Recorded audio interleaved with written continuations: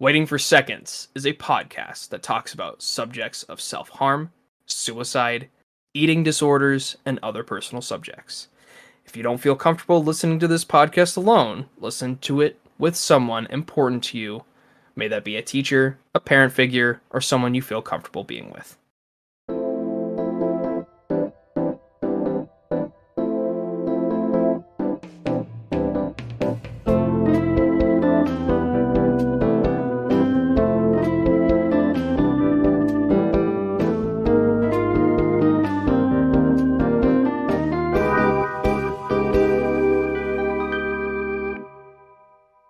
What? What? What? What's your fucking problem? Shut the fuck up. Still here. Start this fucking podcast so Am I reading the first bit? No, I'm reading the Okay. first bit.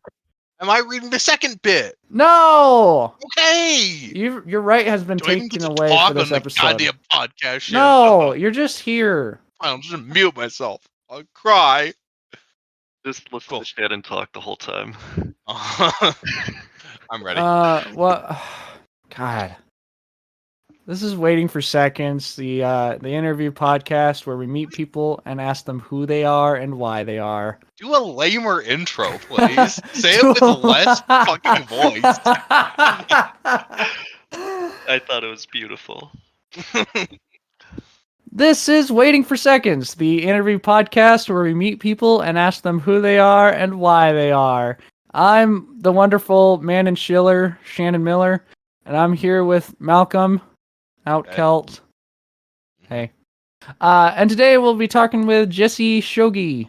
Hello. Go ahead and introduce yourself. Yeah, my name's Jesse. I'm 26 years old, and I guess I work in IT here in Portland, Oregon.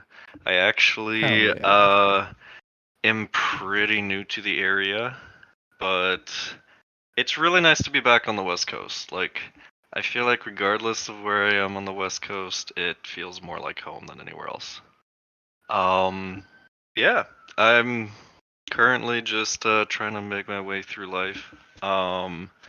Definitely has been an interesting past 6 months for me, but it's also been the best 6 months I think I've had. So I'm very excited for the future and what's gonna happen. Dope. So I met Jesse through my oldest brother, Austin. They went to college together and played video games together. And so when I was in high school, I started playing Minecraft with Jesse and probably some other games. We played like Among Us and like what is Stellaris. Stellaris. But the most like important memory I have of Jesse is kind of recently. A couple weeks ago, he came up to hang out with us, and that was the first time I've ever met him in person. So it's kind of dope. I wish I kind of got more time to hang out with him. It was like only an after work kind of thing. To say hi for like an hour and then go to bed, basically. But it was kind of fun. I enjoyed it, and we got up super early to take you to the train station, and that's kind of like the core memory that Malcolm was talking about earlier. Yeah. Because now I have a picture of your face. Oh, it was pretty great to see Austin's brother finally. Well, the other brother. The best it one. was the best brother. There we go. Jeremy, Austin, I'm sorry. We're cool, right? Anyways, I don't think they actually listen to the podcast, but it's okay. But it was super cool, finally meeting, Shannon. For the first time, especially since such a we've definitely I guess virtually hung out a fair bit, so I feel pretty comfortable with them. Oh yeah, I appreciate it. I'm gonna be back so many more times now, though. Now that I realized how cheap it is to take the train out there and how beautiful and relaxing it is. So Yeah, how long was I'll that get a lot trip? more. It was about 6-7 hours. I mean, it's literally about the same as a car. Maybe I'd say a little faster than a car because the train don't really stop for more than like 5 minutes. Like Mm. it's kind of was on the dot when it's Yeah. time. I was surprised. But yeah. It was some of the most beautiful country I think I've seen. Um, it was great. Especially seeing where you guys live now, I totally see why it's your own little slice of nature out there. Yeah. Actually, kind of going with that question, do you like traveling? Do you like a lot? Or I would say yes. Um, I've kind of always been moving around to some extent, whether it be like moving, like my family moving us places, or me going away to a college, or new places to live. But I definitely try to travel, if not like anywhere super interesting, then at least to like visit friends at least a few times a year, like around the country and other countries. yeah. Um, What are your views on traveling though? Is it just something in general that you feel is important to you, or do you just do it to just do it? uh, well, usually I have a purpose. I don't know. I feel like if you're traveling like to other countries, like that's really good, but I feel like you shouldn't overdo it too much because it's expensive. I mean, if you got the money, obviously go ahead, but Hmm. um I'll be honest, there are some like environmental concerns I feel like too.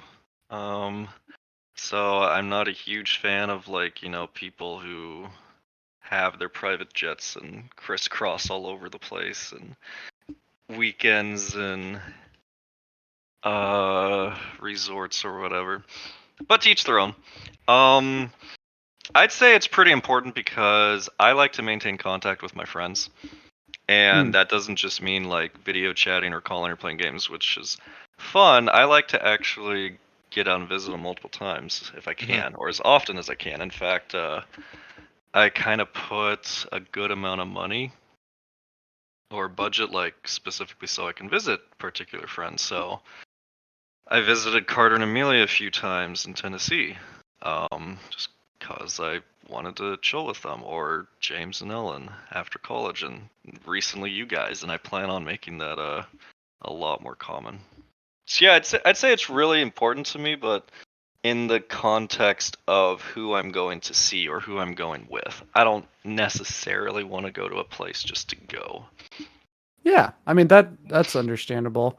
Mm. Um, It's about s- the destination and the things you can do there, not just the going around and fucking around in another place. Yeah, and who you do it with, or I guess who you're doing it with overall.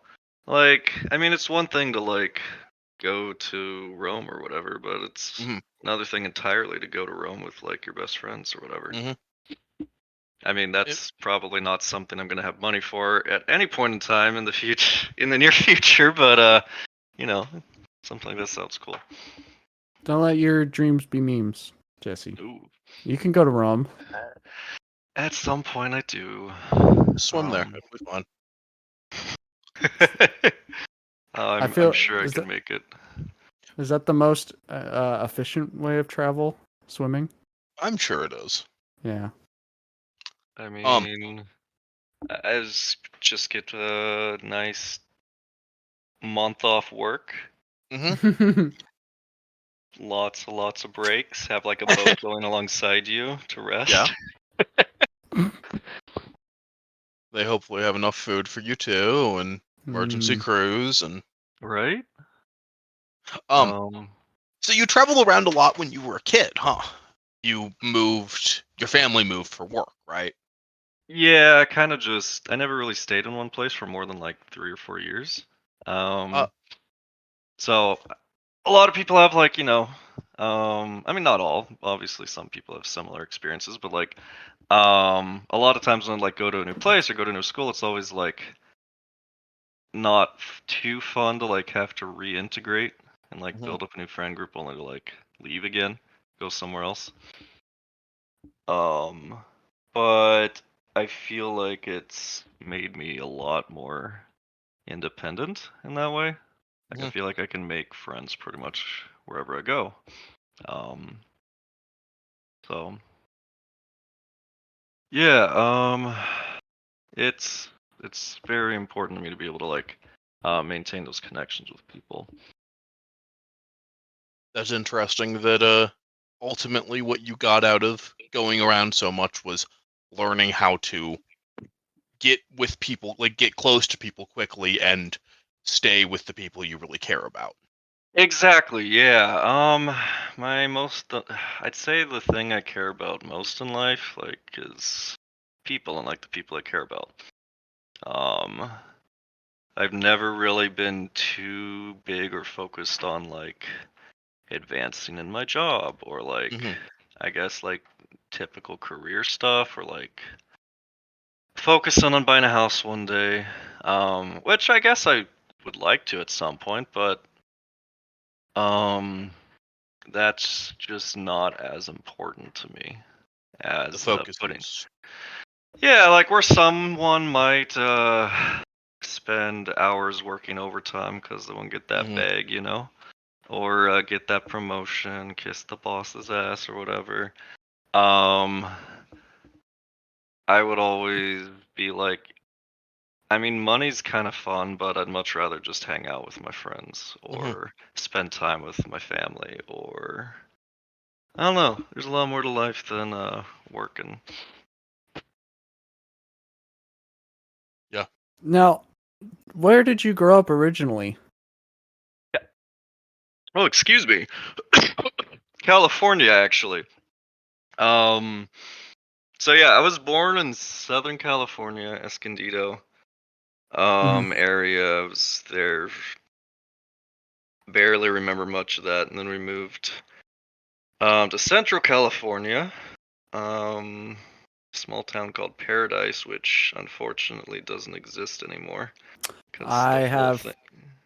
I have a You've heard teacher about who that? grew up. Yeah, she grew up there, and we were in class, and like she got a call that day that her like childhood house got burnt down. Yeah, Yeah. my dad, yeah, that's really sad, but I've kind of like gotten used to that after a while.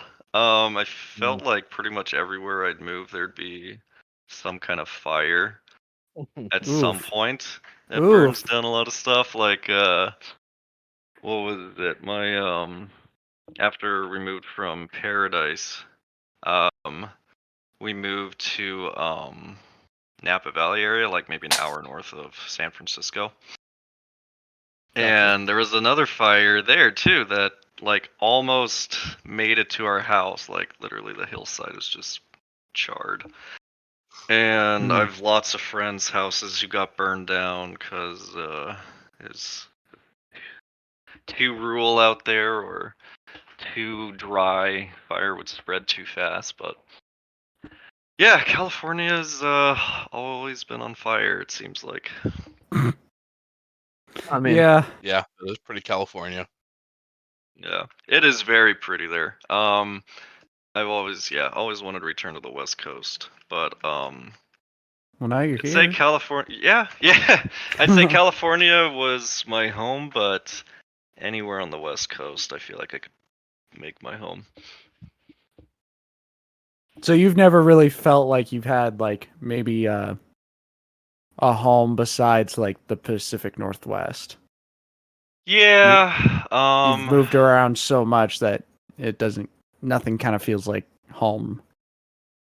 Exactly. Yeah. Even just I've only lived here in Portland for like 2.5 years, give or take, and in that time I've moved like 3 different times. Dang. It was yeah. So I'm kind of used to, you know, changing places, finding a new apartment. So I'm happy or excited to finally start putting down some roots, I guess. But As someone who's never really moved, I mean, I've truly have lived in the same house my entire life. It wow. sounds very stressful to move that much. It is. Um, yeah, and honestly, I have kind of gotten a little jealous throughout my life, like always seeing like people with built-in friend groups or like their families just around. Um, but yeah, it's stressful, but I've kind of gotten used to it. Going back to what I said earlier, is like it helps me like my home, I guess, or my where I feel most comfortable is not necessarily like a place, aside from the West Coast, as I said, but Mhm. more of the people I'm with. As long as I have like people I know or care about around, like that's home for me. I don't really care where I live per se. I like that. How do you handle that? I mean, that moving around and other stress factors in your life. How do you try to handle that stress? Well, um, I've been doing it better recently. Mhm. But I guess so. I'll say the healthy ways I handle it first. And then I'll tell you not so healthy. Um, yeah. So like, I'll meditate a lot. One thing I've noticed that like really helps, and it sounds like very bullshit, and like every NPR like podcast talks about it, but meditation, yeah, is like it actually really helps because at the end of the day, you're like just giving your brain a chance to just pause and like just relax. And especially if you have like a good guided meditation, which I like doing, it can really kind of give you a thing to focus on throughout the day. So, say you do like a gratitude meditation, and that's another thing that's really good too that I found is expressing gratitude. Like gratitude journaling is a good way to I've found to start with that. Mm. But if you say you hold a feeling of gratitude from your meditation that you got throughout the day, you can kind of use that as like a shield to take that through. Hmm. Yeah, there's a lot of internal strength I think you can get just by doing the right things, giving yourself some time. You use So, that meditation to find things that you care about and then remember those things when things get hard. exactly. Yeah. Huh. Um So that, and then, I mean, I love my cat. I realize that, I mean, it makes sense. There's some Uh-huh. studies, you like pet your cat, you like spend time with your pets or an animal, Mm. like it releases endorphins. So it's like, okay. And I fucking love my baby girl, Princess Diana. She's, yeah. She looks like a toy. I'll have to show you guys some pictures sometime, but yeah. Um, those are my healthy ways of dealing with stress, but I very much am a pothead. Um, yeah, I'll be kind of stoned throughout the day all the time.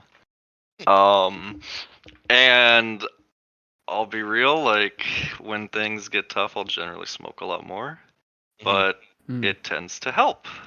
Cause if I'm stressing out, if like people are throwing shade or whatever, um, pop open my favorite strain, light it up, I'm good to go. Um, but obviously it's not healthy for you. It's not good for your lungs. Um, then in the past couple years, I've found bar hopping's a lot of fun. Getting like almost blackout drunk, going clubbing, going to raves, and just having a blast. Shit you gotta regret the next day. But you So, do it with the people you like hang out oh, with. always. Yeah, people I care about. They're also doing the same thing too, so we're collectively being stupid. Everyone makes a bad decision to bet together. How bad can it be? Exactly. A bunch of bad decisions among friends equals one good decision, right? Right? Huh? Yeah. Oh I think my that's how it god. works. Yeah.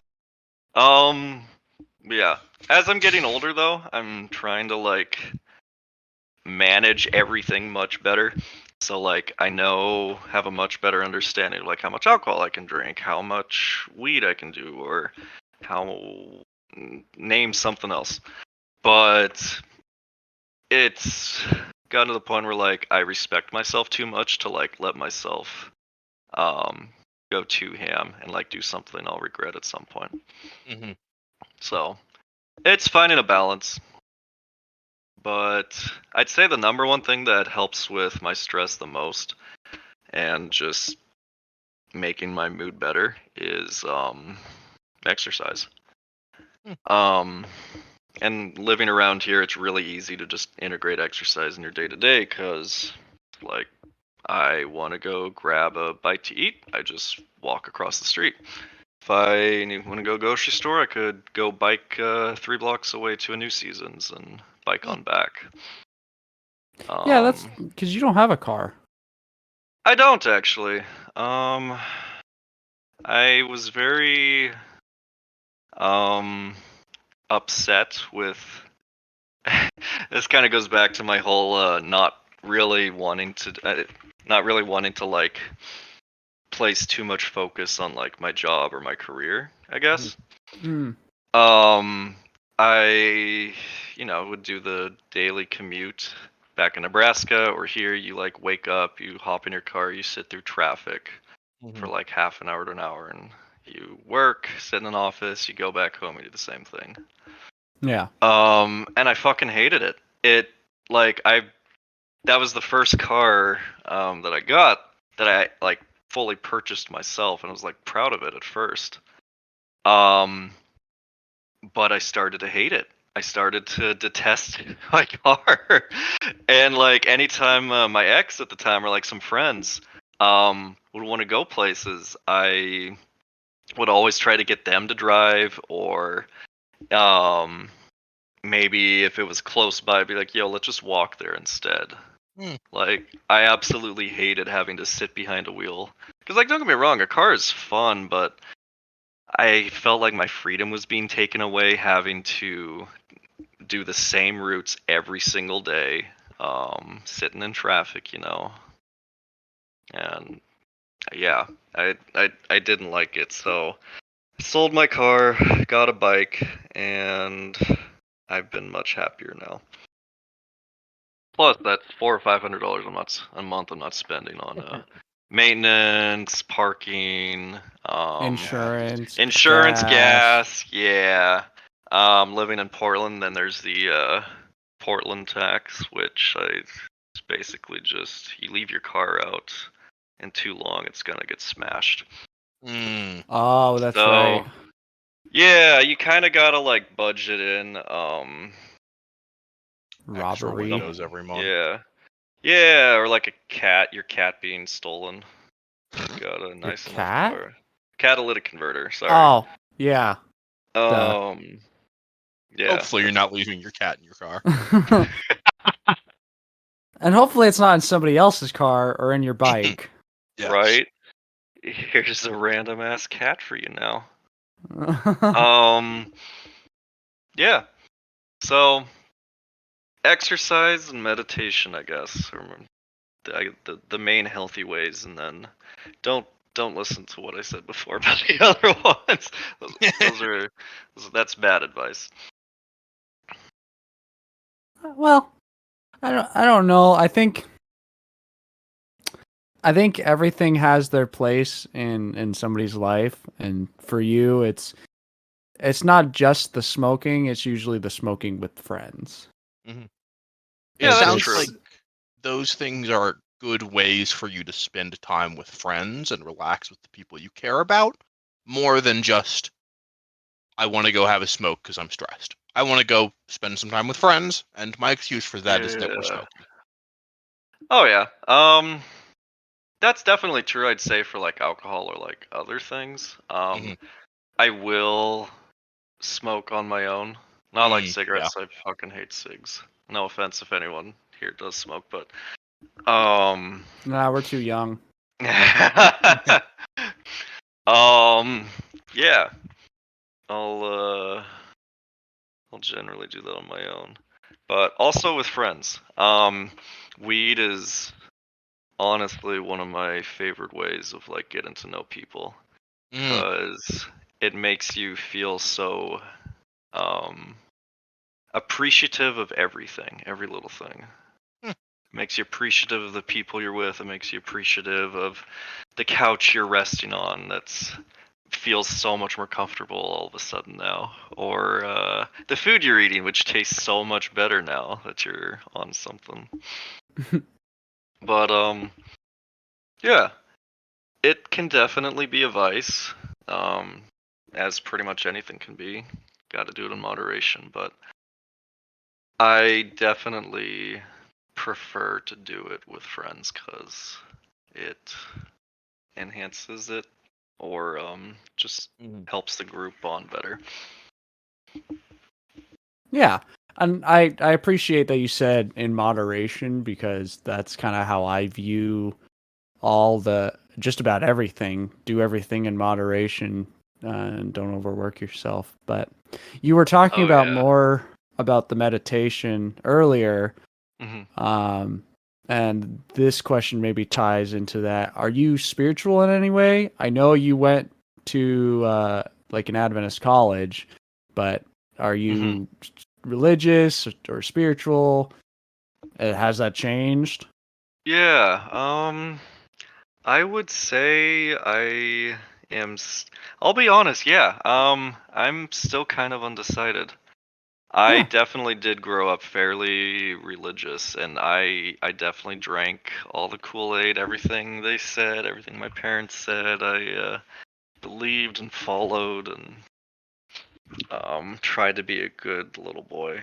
I went to Seventh Day Adventist College, Union in Nebraska. That's where I met Austin and a lot of my other lifelong friends. And I did like it there. I liked the college. I liked meeting all those people.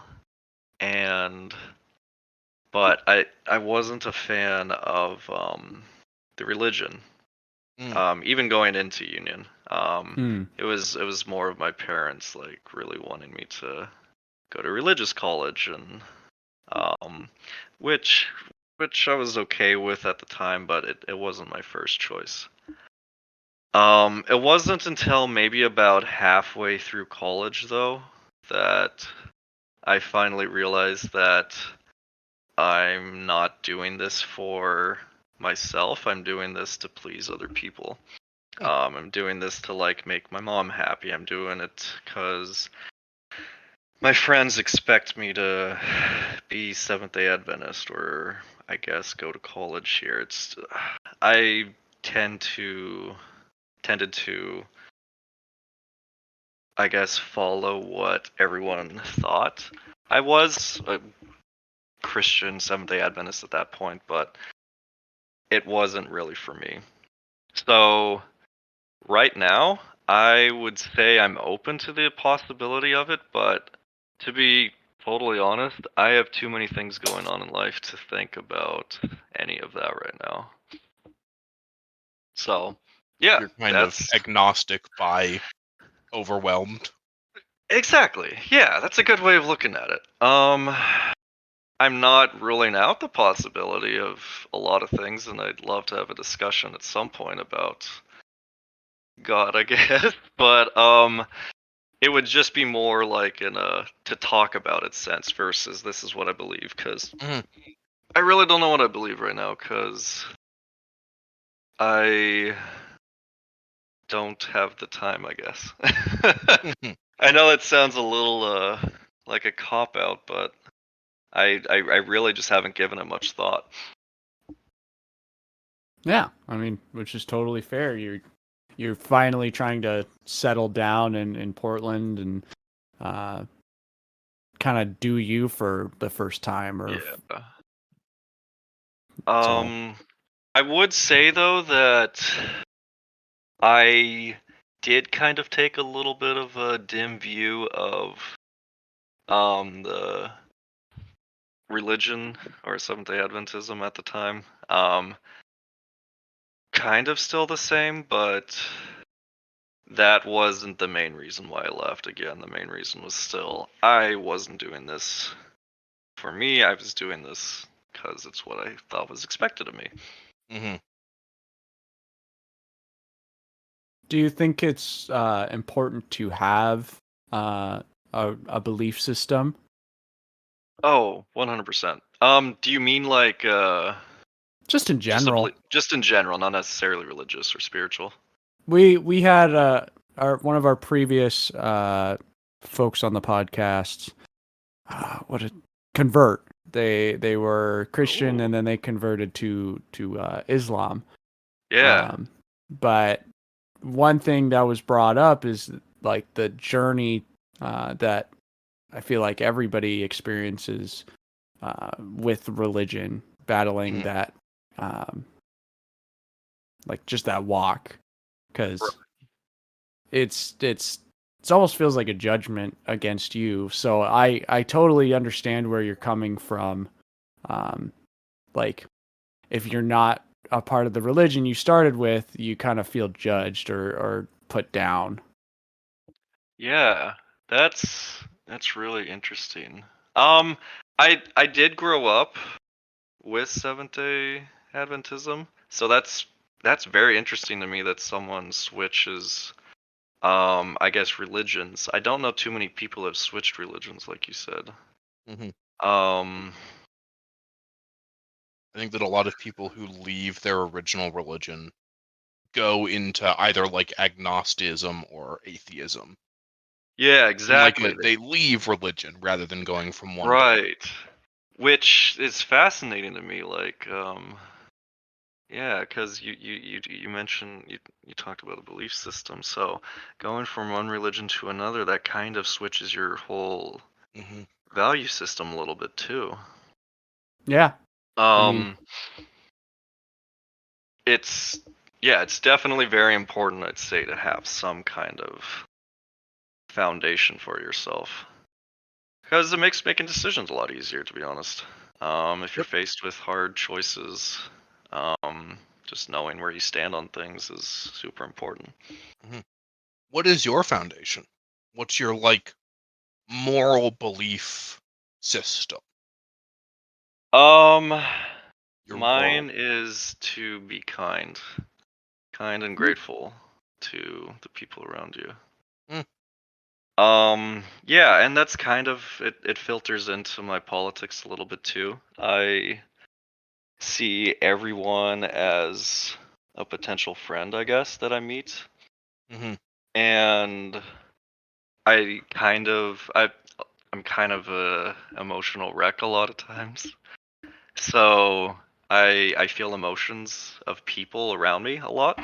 Mm-hmm. mm, So because of that, I I guess I have a huge amount of empathy for people.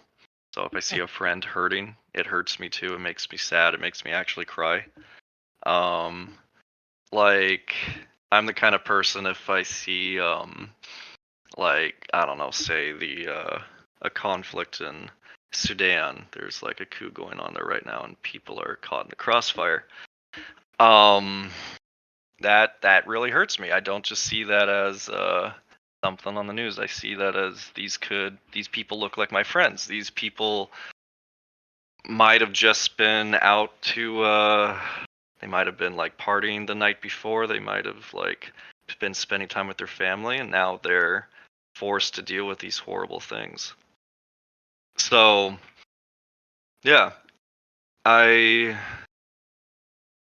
believe that you should try to be grateful and kind and compassionate to the people around you, because at our core, that's how, in my view, that's how humans are meant to be the happiest. We, as a people, whether you choose to believe in evolution or um, a creator of some kind, humanity did start out like kind of in a rough patch in a way. We had to deal with predators, we had to deal with mountain lions, we had to deal with starvation, finding food, and the people who would survive, the tribes that would survive essentially, would be the people who work together, the people who are compassionate to one another.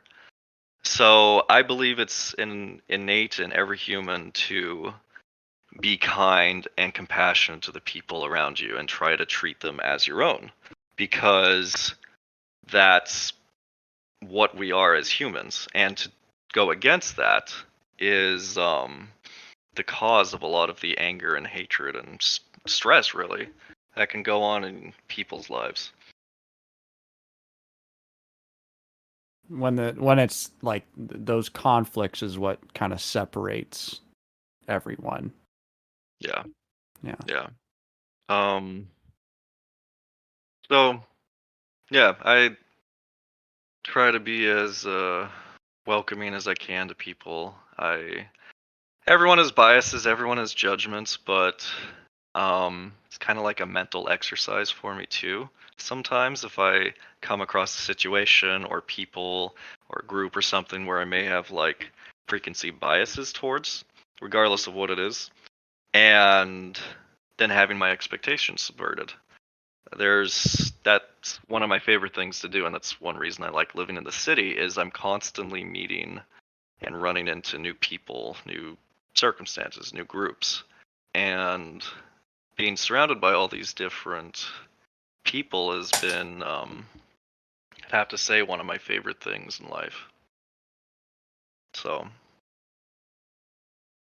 yeah, just being kind and generous, and have gratitude towards your fellow man and woman. I think it's kind of a nice way to look at everybody, but no buts. It can be very naive. No buts. It is a little naive looking, and you do end up getting burned a bit by bad people out there. Choosing to care is hard. Yeah. It can be rough, especially if people don't treat you the way that you thought you were treating them. So. You mentioned that you often cry when you see friends getting hurt or others. Yep. Yeah. When is the last time that you cried? Was it because of that exact coup that you were mentioning? Oh no. That was probably a few weeks ago. But actually, yeah, the last time I guess I cried was with one of my friends. She and I had a little bit of a misunderstanding. And we talked it over. Of course, we smoked, which definitely helped. And once we realized that it was just a big misunderstanding between us, yeah, we both kind of cried a little bit and gave each other hugs and reaffirmed that, yeah, no, that this friendship is still incredibly strong. But I don't have much of a problem crying in front of people anymore. I mean, it's a natural human response. The only reason people feel embarrassed about it, I feel like, is because of society. Yeah, if you want to cry, fucking go ahead and cry. It makes you feel good. There's often that idea of men can't cry. I hate was that never really so told that in much. school. But Oh yeah, same. by the time I was in school, people had pretty consistently gotten under the counter of that it is healthy to cry. And That's good. That's awesome. I'm glad you got that. I didn't really have that view overturned until pretty recently, so. Would you be willing to tell us what overturned it? Oh, have I thought about that? I definitely believe there was some. Yeah, Let's come back to this one actually. Let's edit Okay. this one. I kind of want to think about that. Sounds good. That's a good question. Yeah, next one, I guess. Yeah. Talking about like kind of growing up in kind of in a different society or a different like you're learning how to do things differently now than you were as a kid. Mhm. And one of our themes on the podcast, which we actually haven't asked that much recently, is the uh, the topic of nature versus nurture and what favors more. Now, I'm just going to ask you the same thing: nature versus nurture, or are you in this kind of gray area where you need both? Now if I may just clarify, you mean by nature how you are as a person or how you grew up versus how your life has changed as you go up? The concept of the genetics you were born with and the place and circumstances in which you were born versus your teachings and learnings that you've gained through your life. Gotcha. Of course. Okay. I would say it's a little bit of both. Are you saying, apologies, I don't know if you wanted this too, but is this in reference to me or is this just in general? Just in How I general. perceive the world. Yeah, okay, then if that's the case, I definitely believe that it's a little bit of both, but I fully believe nurture is the more important one, the one that actually determines things. So I feel like there's kind of this thought of like, once you're one way, that's kind of how you are. I fully disagree with that. I think anyone is perfectly capable of changing. And I fully believe that whatever environment you surround yourself with is probably the biggest determinant of how you'll end up. Genetics, in my view, don't play as huge of a part, aside from maybe like racial stereotyping based on how you grew up, or some people have more of a handle cold better, or things like that. You go into I guess early culture or early training, that can also be overturned or grown out of. Just if I could use an example from one of my friends, they were also actually Muslim, or they still are very strong and proud practicing.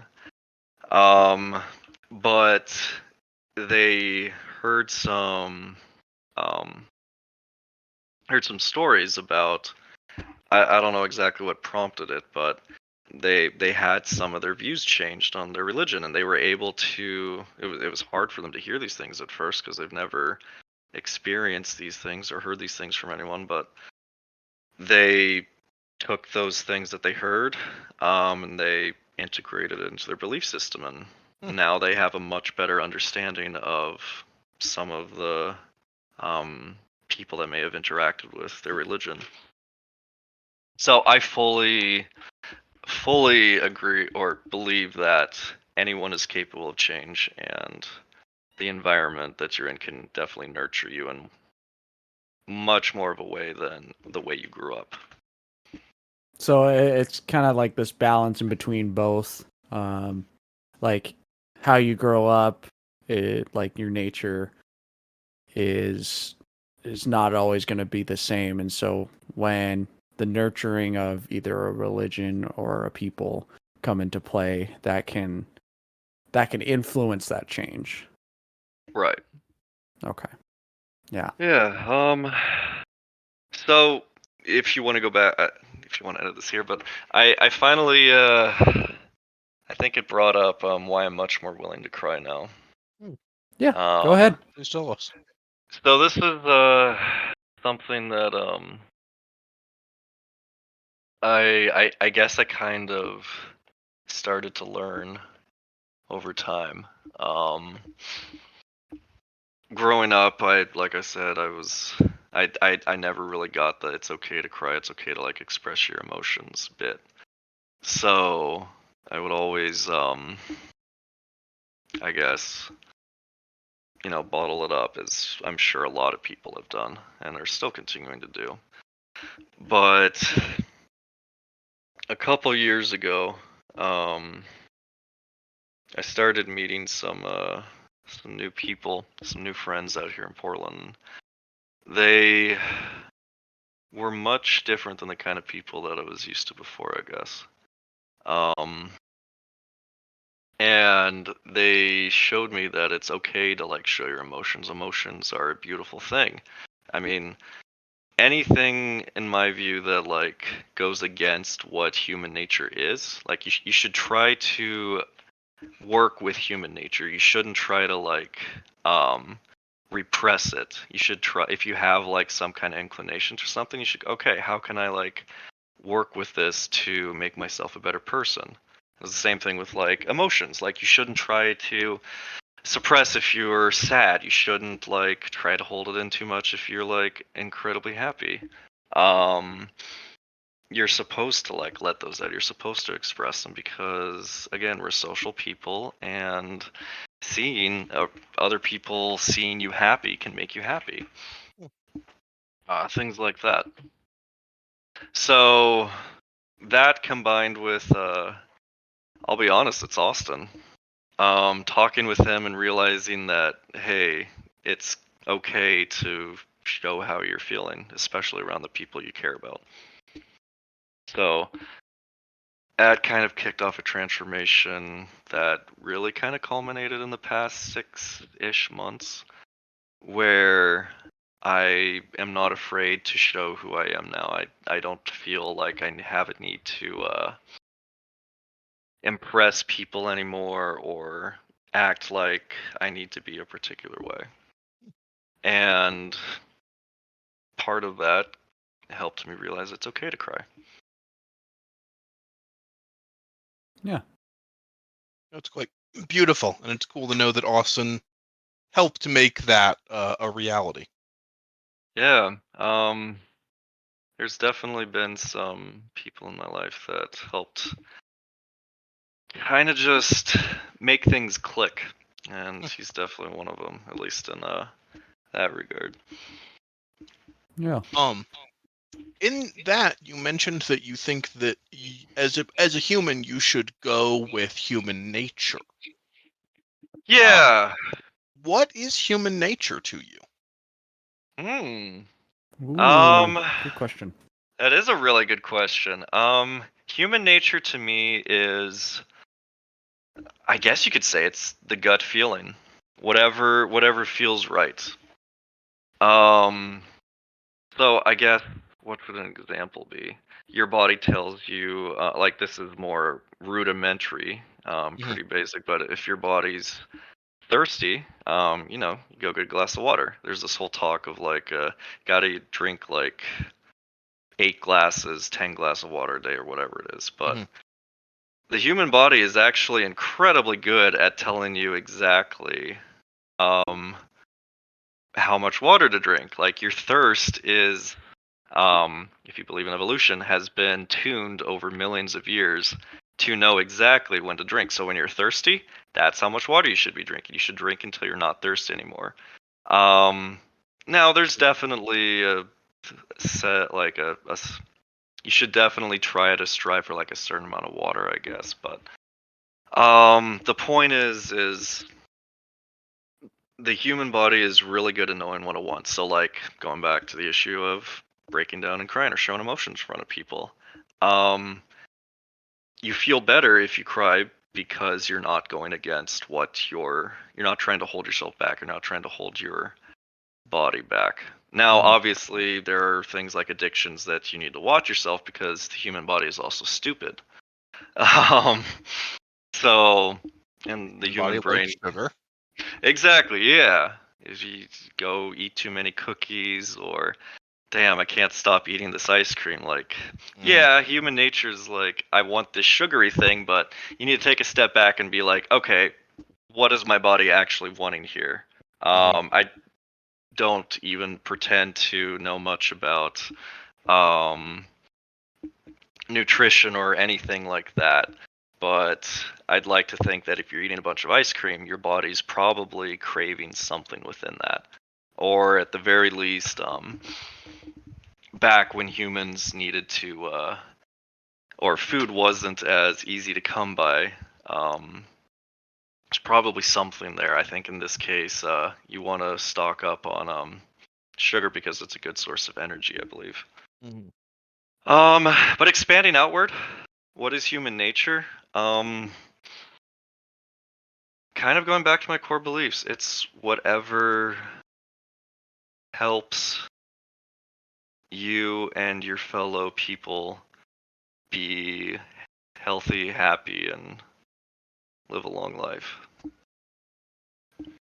And I believe things like violence, anger, racism, or wars, like all those things go against human nature. And the only reason that we're perpetuating it is because it's really easy to let your body, I guess, like feed into the motions of anger. So yeah, I don't know if that made any sense, but as long as I truly do believe that for the most part, as long as you give your body what it needs, as long as you don't go against what you know is right, things will be okay. You don't fight your instincts. Yeah. You'll find a good place in the world. But again, the human brain is kind of stupid sometimes, so use some logic there. But it can take a retroactive look too, I feel like. What did humans used to do? Can be applied to a lot of things. So a little issue of, or part of the reason I sold my car and wanted to like just bike everywhere is, if you think about it, humans aren't used to sitting all day and driving around everywhere. They're used to walking everywhere. And I think a lot of problems that people are having these days can be traced back to something that modern society has essentially made us start doing, or we choose to continue doing because it's comfortable, or it's like no one wants to like work extra hard for food. You want to like have it as easily accessible as possible. But there are definitely a lot of things that the modern world has presented to us as a species and as a culture that we're just not ready for. Or we need to, I guess, put some kind of system in place for ourselves where we make sure that we're not, I guess, taxing the human body too much, because it's still an animal. Our bodies are still animals at the end of the day, or a very complex animal if you believe in a creator. And there really are a lot of things that the modern society is putting on this animal that it's not really equipped to deal with. Do you think, all things said, that those technological developments are a positive thing for the human race, or do they do more harm than good? Oh yeah, that's a good question. I would have to say it's definitely a benefit. So obviously humans are smart.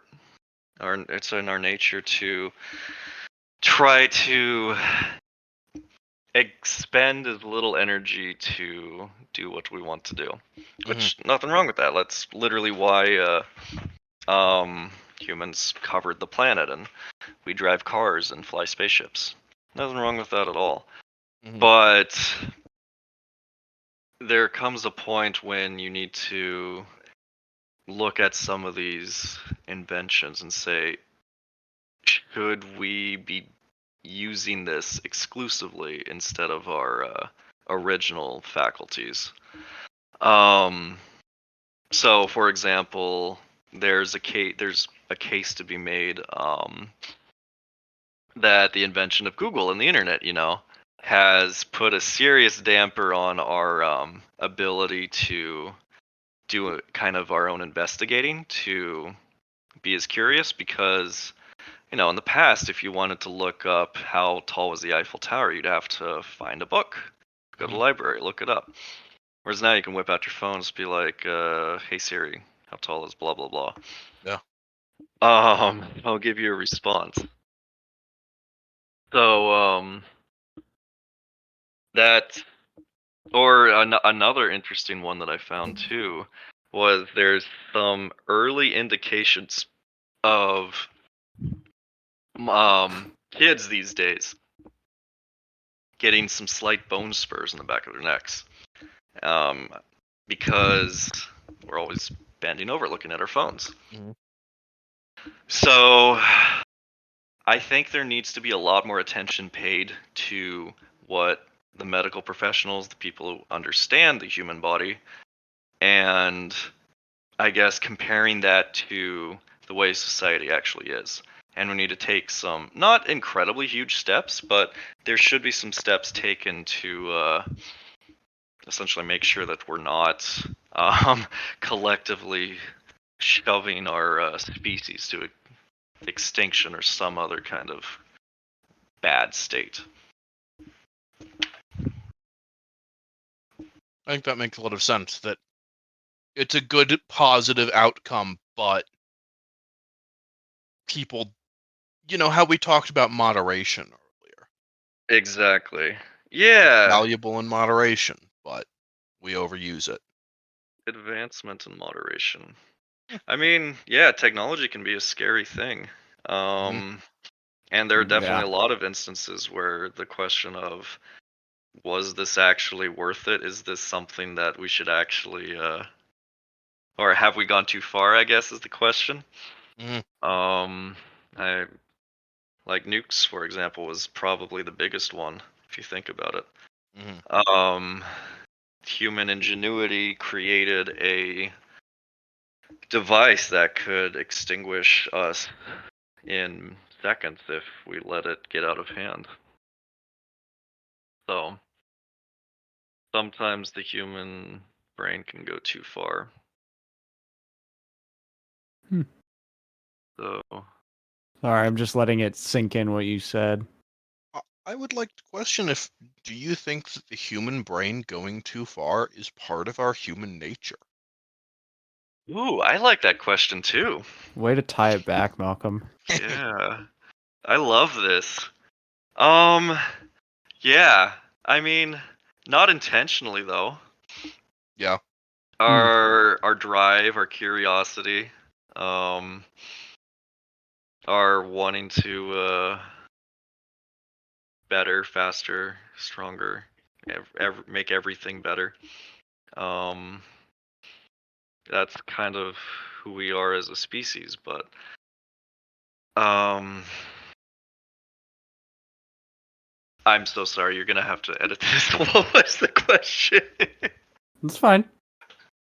Do you think that the human brain going too far and making things like nukes is part of human nature? Yeah. It definitely is. It definitely is, but not intentionally. It's an unfortunate result that we have the capabilities to improve our lives and have easier access to food and make sure our children aren't I don't know, freezing to death out in the cold. But I think as the species, we should also be intelligent enough to realize, hey, we created some things that maybe we should be more careful with. Maybe we shouldn't have even created these things in the first place, but now that we're here, we need to be responsible as a species in this case. Case in point, I'm sure you all have been seeing the things that's been going on with Chat GPT. AI. Yeah, and AI, how it's starting to look like a lot of white collar worker jobs are gonna start disappearing. If the experts are to be believed. So that's might be one example of something that we created that might get out of our hands. Went well and too far and is going to go into the realm of hurting people more than it is helping. Yeah, and I'm sure there are a lot of technologies that we use on a day-to-day basis that 50, 100 years from now we're going to look back and be like, what the hell were they thinking?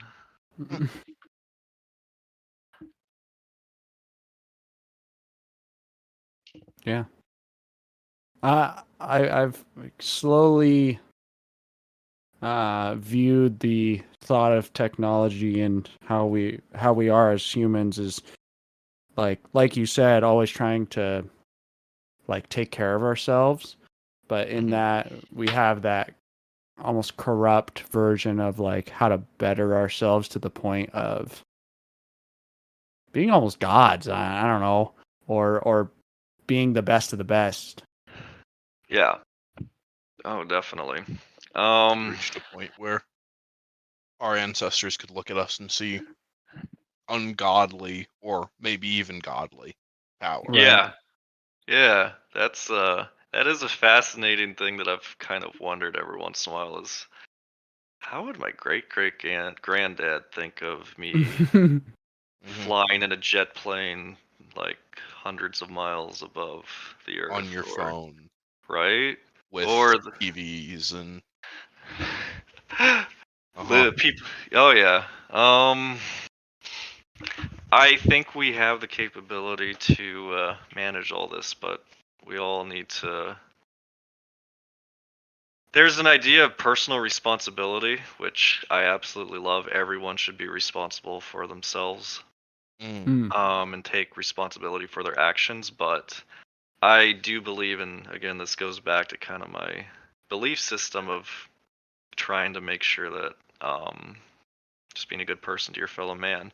I think we as a people, we as a society around the world need to take responsibility for ourselves. We can't just expect something that we can't just expect that just because I'm taking care of myself, I'm taking care of my family, I'm taking responsibility for these, that everyone else will also do the same thing. So when it comes to these inventions that humans have created that could potentially cause dramatic damage, it no longer is enough to assume that you taking responsibility will be enough. You need to make sure everyone else is taking responsibility as well. Yeah. I couldn't have said it any better. Yeah. Maybe let's go maybe to a lighter note for the last question. What is your favorite video game and why? Do you have any fun stories those that go with those? Yeah. My favorite game right now is definitely Cyberpunk. 77. Yeah. Yeah.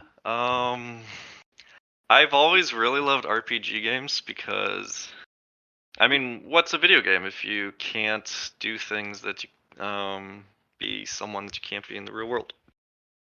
So, and Cyberpunk is a perfect gameplay for that. You can choose your clothes, you can choose what apartment you live in, you can jump off a building, you can get massive or blades on your arms that come out and you can slash people to bits, or you can jump like 4 or 5 stories. But what makes Cyberpunk I feel much more interesting than say like The Witcher, which I absolutely loved. That was my previous favorite game. Or say Skyrim, or maybe Red Dead Redemption, some of these other really good open world RPGs, is Cyberpunk has this persistence to it. There's always something going on. It's a very, very, very dense world, I guess. You never feel like you're too far from like someone who's gonna try to like rip you off, or maybe there's an explosion that just occurs off in front of you, or you look to your right and there's a police chase going down the street. The world of Night City in the game is kind of fucked, but it's so much fun to let loose and go off in. Have you ever tried or considered playing the Cyberpunk tabletop RPG? I have, and that sounds like so much fun. Of all the people that I've played D&D with, like I love basic D&D. Don't get me wrong. Or like any of the other ones, like Pathfinder. That was another one I enjoyed. I haven't met anyone that would want to give the Cyberpunk one a try, even if I brought it up. So if I could give that a try, I think that would be incredible. Well, I mean, I wish you the best of luck with that. I thoroughly recommend it. Shannon and I had a lot of fun playing it.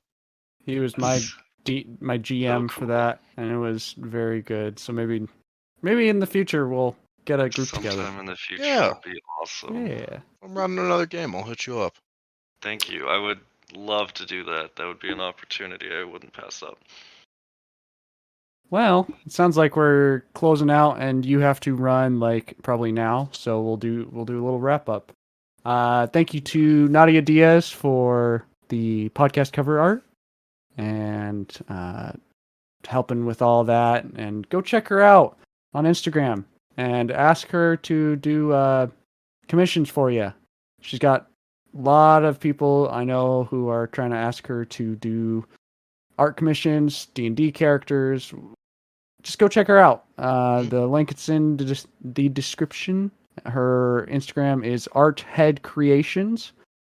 And then thank you to Jensen Kral, who made our intro and outro for the podcast. Go check out Knocking on Doors for his musical tea time. I will put the link in the description. Check it out. Yeah. Thank you, Jesse, for coming and hanging out with us. It was a lot of fun. Thank you so and much. We got into some deep discussion, and I'm going to be thinking about that for like the next couple hours, maybe even a day. And you guys have given me some interesting questions as well for me to think about. I'll definitely talk more about this stuff. I'm glad. Yeah. Well, it was a really good time, and you had some really interesting opinions. Happy to hear them. Thank you. So, until next time, probably 2 weeks from now. When are we recording this? The 17th? Yeah, so this won't be out for a couple weeks. So, we'll see you guys next time. Goodbye. See you next time. Bye.